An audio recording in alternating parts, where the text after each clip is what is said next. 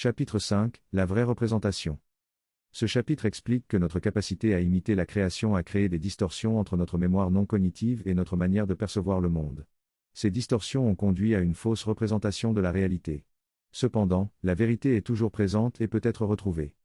Le monde extérieur est censé offrir une vraie représentation de notre monde intérieur. Plus nous prenons conscience de la vérité qui se cache dans tout ce qui nous entoure, plus les frontières entre notre monde intérieur et extérieur s'estompent. L'auteur donne l'exemple de l'union entre deux corps pour illustrer comment la forme représente le contenu.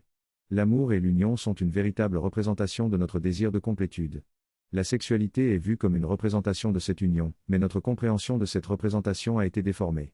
Si nous voyons et comprenons véritablement le corps et ses actions comme étant des représentations de la vérité, l'expérience de la sexualité nous donnera le sentiment de complétude recherché. Il est souligné que l'ancienne représentation de nous-mêmes en tant qu'égaux était fausse et que la nouvelle représentation de nous-mêmes en tant qu'être véritablement divin fait disparaître cette fausse représentation. Dans ce nouveau monde, toutes les fausses représentations seront exposées et remplacées par la vérité. Le jugement doit être éliminé de notre vision pour pouvoir voir la vérité dans toutes les choses que nous considérions auparavant comme sans importance. Notre tâche n'est pas de réinterpréter, mais d'accepter la révélation de la vérité. La vraie vision de la vérité est la première étape de la restauration de notre conception divine. Le texte parle de l'acceptation de ce qui est donné, afin de se rappeler de qui nous sommes. Il explique que tout ce qui existe est l'amour, mais que les modèles de l'amour qui ont été créés pour l'apprentissage ne sont plus nécessaires maintenant que l'apprentissage touche à sa fin. Il souligne que la forme que nous voyons ne représente pas tout ce qui est, mais qu'elle représente la vérité de qui nous sommes réellement.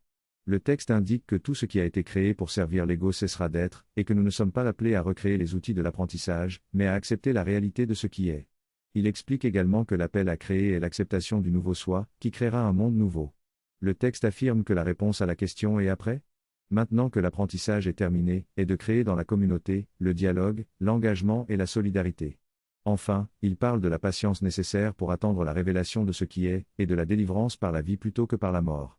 Il encourage à être ce que nous représentions en vérité et à élever la forme dans laquelle nous sommes.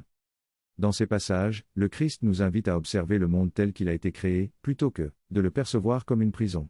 Il nous encourage à remettre en question notre vision du corps, de l'environnement, de l'esprit et du temps, afin de les harmoniser avec l'univers. Le Christ nous assure que cette remise en question de nos pensées nous libérera finalement de nos confusions. Il anticipe déjà nos interrogations sur la façon de vivre en tant que nouvel être tout en ayant une forme physique, dans un monde apparemment incompatible avec notre être. Mais il nous promet de trouver les réponses ensemble une fois que nous aurons pleinement accepté ce qui est. Le Christ lance donc un appel solennel à l'acceptation, soulignant son importance pour ce qui est à venir. Il nous exhorte à dépasser nos appréhensions et à ne pas l'attendre davantage pour accepter ce qui a déjà été dit et résonne déjà dans nos cœurs. Ainsi, il nous encourage à renoncer définitivement à nos résistances et à inaugurer un nouveau jour.